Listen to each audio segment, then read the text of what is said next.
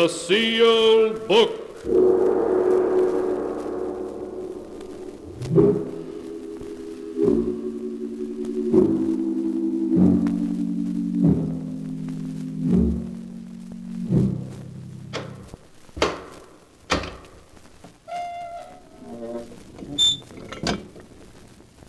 Once again, the keeper of the book has opened the ponderous door to the secret vault, wherein is kept the great sealed book, in which is recorded all the secrets and mysteries of mankind through the ages. Here are tales of every kind, tales of murder, of madness, of dark deeds, strange and terrible beyond all belief. Keeper of the book, I would know what tale we tell this time. Open the great book and let us read. Slowly the great book opens. One by one, the keeper of the book turns the pages and stops. The strange story of a scientist who delved into the unknown with frightening results. A tale titled, Beware of Tomorrow.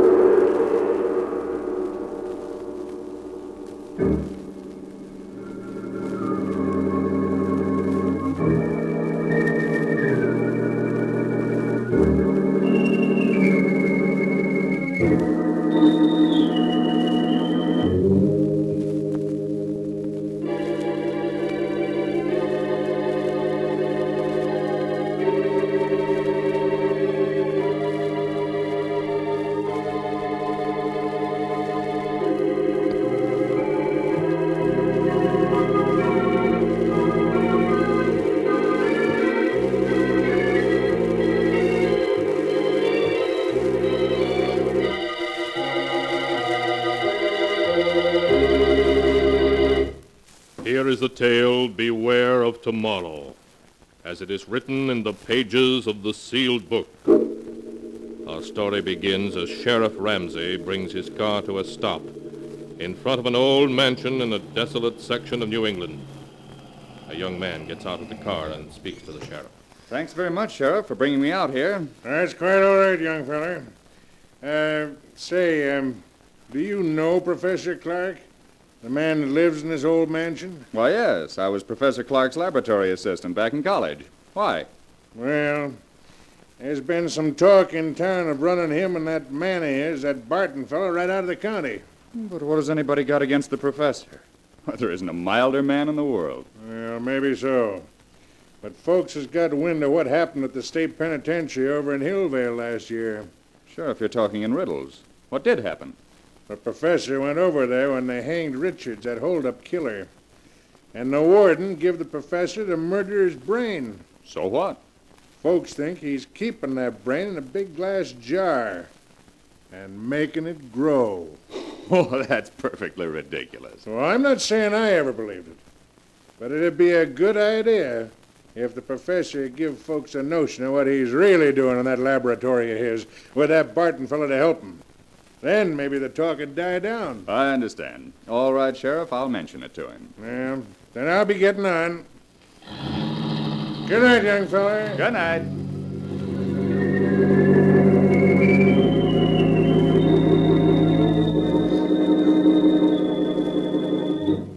A few moments after Dr. Richard Dale had knocked on the door of the ancient mansion, a frail, white-haired old man answered the door.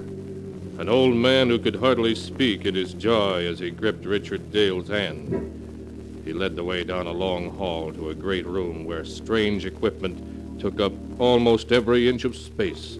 Retorts and electric furnaces, generators, batteries, great glass vats.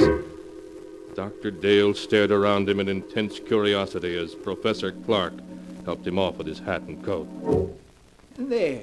Now sit down, Dick. Sit down and let me get a look at you. I got your letter, and it made me so curious I took the first train. You promised me a surprise. Is this it, this amazing laboratory? No, my boy. We'll come to that in a moment, after you've met Barton, my assistant. Oh, Barton, Yes, Professor? Dr. Dale has arrived. I want you to meet him. Why, of course. How do you do, Dr. Dale? How do you do? We've both of us been looking forward to your visit. Yes, the professor's letter made me so curious I couldn't stay away. Barton, is Alpha making some coffee? Yes, he started it when we heard the car. Alpha? Who's he? Our general man of all work. Truly amazing fellow. Ah, here he comes now. What in the world? Shall Alpha serve coffee? Good heavens. I said you'd be surprised, Dick. He's not human. He's a machine, a robot. Yes, my boy, an artificial man made from metal and synthetic brain tissue. A machine man. But walking and then talking. He's not very pretty, but then the professor was mostly interested in making sure he'd work. Well, he must weigh a ton. No, only about 300 pounds. You see, Alpha is mostly aluminum and other light alloys. Inside his aluminum plates are some new batteries I've devised, together with miles of fine silver wire and a dozen electric motors, to give you only the highlights. Shall Alpha serve coffee now? Yes, Alpha. Put it on this table here and pour a cup for Dr. Dale. Alpha do so. I still can't make myself believe it. Alpha poured coffee. Go on, Dick. Take it. Oh, yes, of course. Thank you.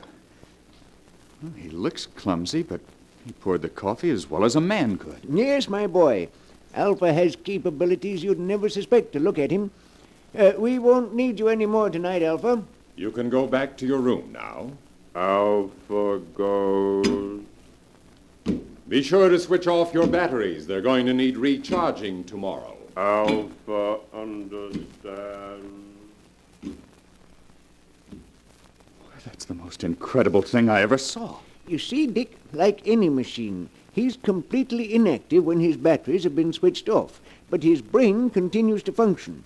It's an artificial protoplasm that I spent 8 years creating. It's the only thing that makes him different from any other machine. But it means that Alpha can think. Think like a man. A machine that can walk and talk and think. But Alpha isn't the only surprise I have for you, Dick. He's not. No, I have another one, even more astonishing. But you'll have to wait until morning to learn what that is. Barton will show you to your room, Dick. Of course, Professor.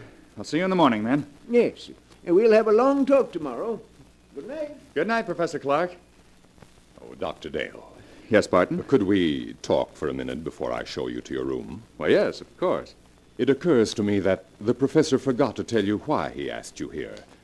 It was his hope that you'd stay indefinitely and help us carry forward the work we've been doing here. Stay indefinitely? Why? Oh, I have my own work. Now, don't say no yet. Just think, Dr. Dale. Alpha is stronger and more rugged than a man. He needs no rest, no food, yet he can do the work of 3 men. He can plow, reap, run machinery. Think how much drudgery a million like him could lift from mankind's shoulders. Yes. Yes, that's true. And already Alpha is technically old-fashioned. Professor Clarke has blueprints for a new machine man as superior to Alpha as an aeroplane is to a bicycle. We want you to help us build them. Well, I'm certainly tempted to stay. Perhaps I could arrange it. Good. Then I'll show you to your room now, if you wish. Yes, I am sleepy. If you'll just come this way.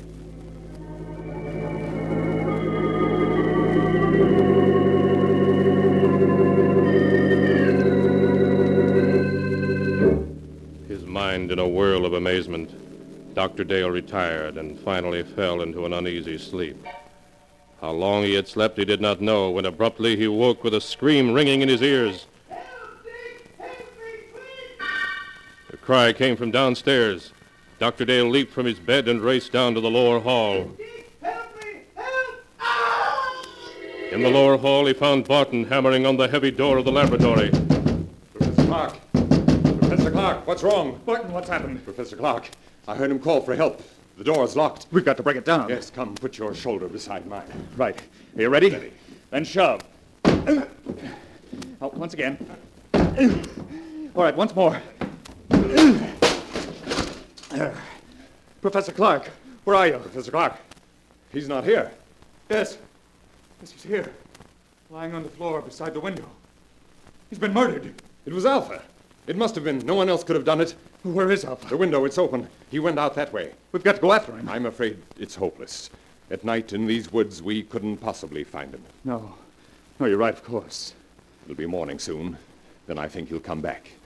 He knows that he can only go for a few more hours before his batteries must be recharged. But, Barton, why did he kill the man who created him? The professor has been thinking of destroying Alpha because he's now technically out of date. Perhaps that's the reason Alpha killed him. Poor Professor Clarke. We'll have to notify the police. That is only the sheriff. In any case, I think we should wait until morning and then report the professor's death as an accident. An accident? Yes. If the authorities learn the truth, our research may be stopped. And when Professor Clarke has achieved so much, can we let it go for nothing? Why, no, of course not. Dr. Hale, we must carry on his work for him.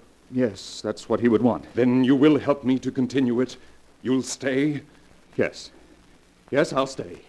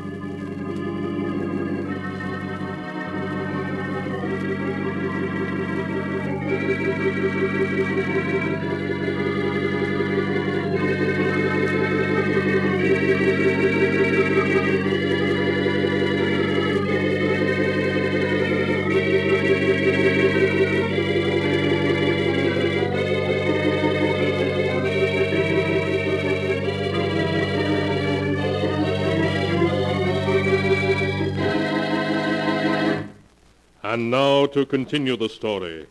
Beware of tomorrow, as it is written in the sealed book.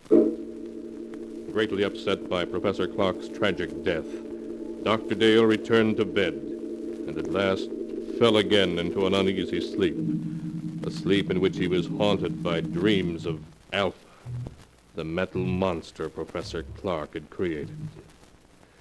When he awoke, the sun was shining, and he could hear Barton moving about downstairs. He dressed and went down to find Barton getting breakfast ready. Ah, good morning, Dr. Dale. Good morning, Barton. Any sign of Alpha? Not yet. I thought that while you ate, I might outline some of the problems facing us. Yes, that's a good idea. You see, though Alpha's brain is of synthetic protoplasm, it is not completely artificial. I was wondering about that. Sheriff Ramsey mentioned that the professor had secured a human brain from... From an executed killer, yes. The professor found that to give life to his artificial brain tissue, it was necessary to add a small amount of tissue from a real brain. I see. The real tissue gave life to the rest, of course. Yes, but in this instance, it may have tainted Alpha's brain with the murderous impulse of a killer. It sounds perfectly plausible. So our first problem will be to obtain untainted brain tissues to blend with the artificial tissues we will make according to the professor's formula. Well, that should give us no trouble. I can get what we need through the research laboratories with which I'm connected. Then that solves our worst problem. The rest will be matters of detail. Fortunately, there is enough equipment here to build a dozen or so robots. Like Alpha, you mean? No, indeed. The far more advanced type Professor Clarke was perfecting. Oh, if you finished your breakfast, I have something to show you. Yes, I'm through. I don't feel much like eating after last night. Then come with me to the laboratory, and I'll show you the second surprise that Professor Clarke had in store for you.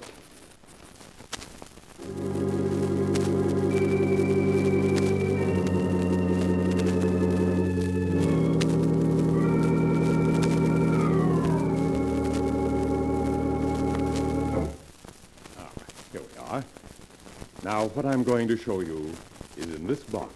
Not another robot. Yes. A second mechanical man the professor built a few months ago.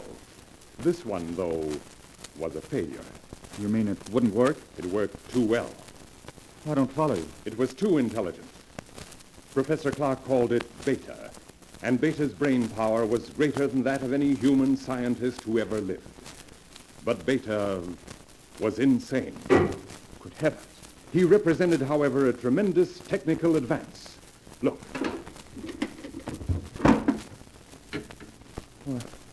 It looks exactly like a human being. Yes. Professor Clarke used me for a model when he built Beta. It's an excellent likeness. Touch the face, Doctor. All right. It feels smooth and rubbery with a hard surface underneath. The surface is a new plastic Professor Clarke developed with which he could imitate exactly the appearance of human skin. Underneath is an aluminum body on which the plastic was baked. I see. Beta's hair, eyes, and teeth are all artificial too, but he walked and talked and acted so much like a human being that no man alive would have guessed his secret. No, you would have fooled me completely. Did you say he was insane? From the human viewpoint, yes. He considered himself superior to the human race. With his enormous brain power, he intended to make himself ruler of the world. Oh, you're joking. Not in the least. That was why Professor Clarke destroyed him just in time. He had made plans to take over this laboratory and construct dozens of mechanical men like himself. And then, with their help, he was going to enslave all mankind. Barton, if that could happen once, it might happen again. I don't believe we should continue Professor Clarke's work after all. Oh, there's no danger now, Doctor. You see, Beta also had a brain which contained tissues taken from that of the condemned murderer. But we will select the brain tissues we use from the highest types that are available. Well, in any case, we must proceed with the utmost caution. Of course, Doctor. Listen, Someone's come into the house. it's Alpha. He's come back. Alpha. We may need a weapon, Barton. No, I can control him. Alpha. Alpha, come here. Alpha comes. Alpha, you killed Professor Clarke. Why did you do it? Professor said he would destroy Alpha. And you killed him because of that? Alpha not want to be destroyed. But you're just a machine. What difference does it make to you? Alpha is machine that lives. Alpha stronger than you. Alpha better than you. Alpha, be quiet. We want to know where you've been. Did anyone see you? 2 men saw Alpha. What do you mean? 2 men driving automobiles saw him. And what did they do? They tried hit Alpha with automobile. And then what happened? Alpha stopped automobile. Alpha killed 1 man. Killed him? Other man ran into woods. Alpha not find him. Alpha come back. We can't keep this a secret. No matter what happens, we must notify the authorities at once. Wait, let me think. We can't... The bell. There's someone at the door. I'll see who it is. You stay here. But what about Alpha? I'll switch off his batteries, and then he can't move. There. And now I'll see who's at the door.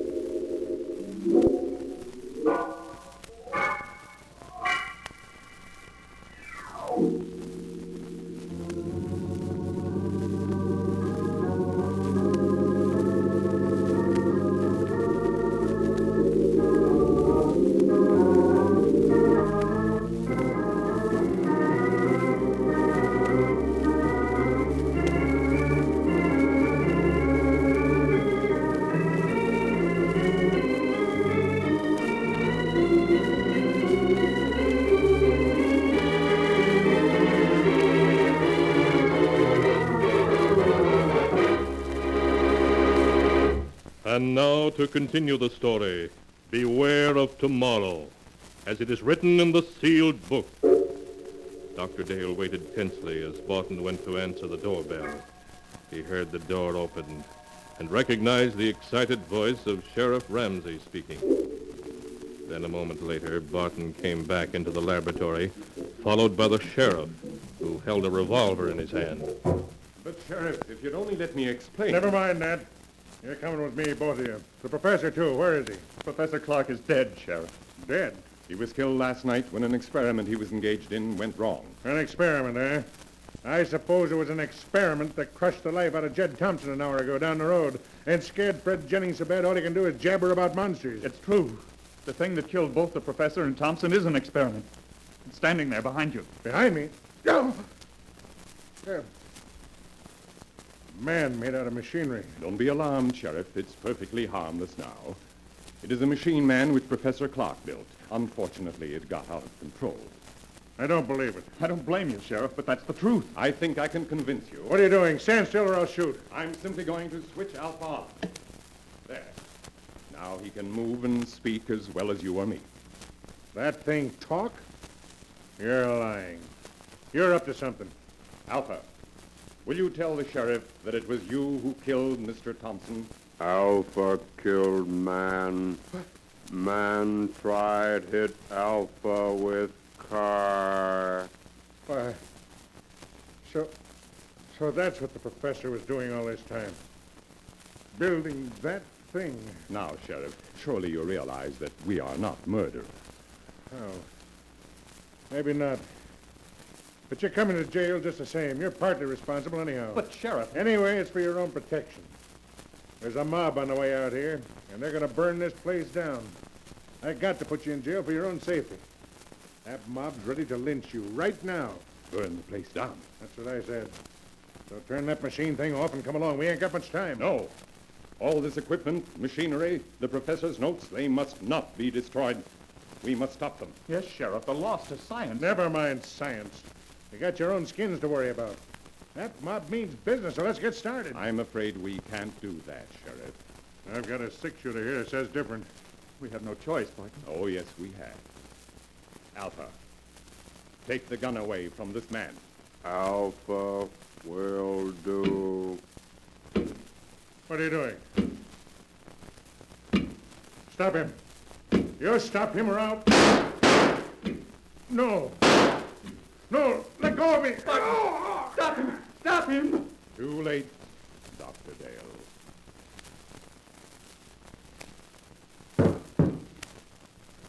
Alpha's crushed him. Yes, Dr. Dale. The sheriff is dead. Now you are a murderer. In a good cause. The life of one man or of a dozen men cannot stand in my way. You don't expect me to keep silent about this, do you? I think you will. Alpha? Alpha! He doesn't answer. His batteries have gone dead. The last burst of energy must have drained them dry. But it makes no difference. I think it does. A big difference. There. See this? Sheriff Ramsey's revolver. With 3 bullets still in it. Put your hands up. I must explain something to you, Doctor. You can talk, but if you move, I shall shoot. I only want to say that nothing is going to interfere with my plan to build more of the improved form of robot that Professor Clarke perfected before his death.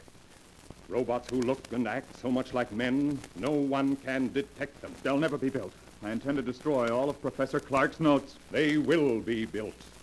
By me. I shall build 10, 100, 1,000. Then I shall lead them with their superior intelligence to the mastery of the world. You're mad. Of course, I should have guessed it. No, Doctor, that's not the answer. I shall tell you the truth. And then you must die. Stand still or I'll kill you. You remember last night when the professor said he had another surprise for you? An even greater surprise than Alpha? Yes? That surprise, Doctor, was Beta, the second robot. So perfect it looked like a man, but so intelligent that human beings were his children in comparison. But Beta was destroyed. No, Doctor. Beta was not destroyed. But you must be destroyed. Stand back. Stand back, I say. All right, then, I shall shoot. And And now, Doctor, your bullets are gone. You aren't even hurt. Bullets cannot harm me. That's what I'm trying to tell you. Beta, the second robot, was not destroyed. But I saw him. What you saw was only an initial attempt that failed. The real Beta still exists. You see, Doctor, I am Beta. You? Yes, I, too, am what you would call a mechanical man. And now, you must die. No. No. Stay away from me. Stay away. No!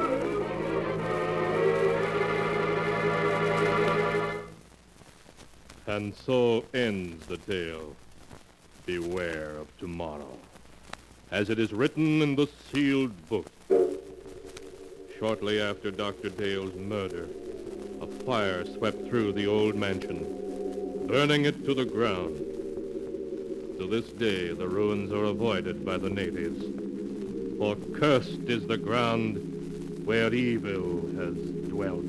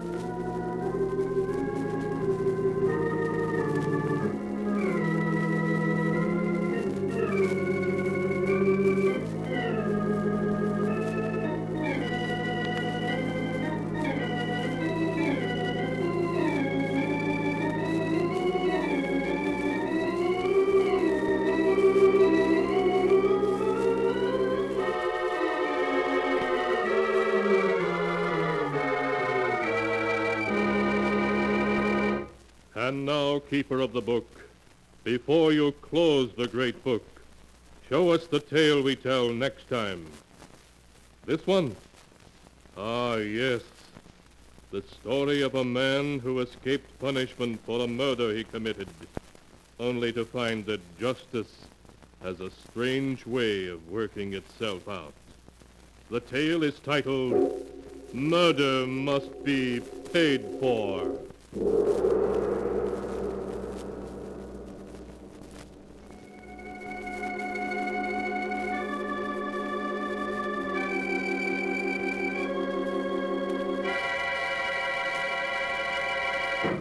Be sure to be with us again next time, when the sound of the great gong heralds another strange and exciting tale from the Sealed Book. The Sealed Book, written by Bob Arthur and David Cogan, is produced and directed by Jock MacGregor.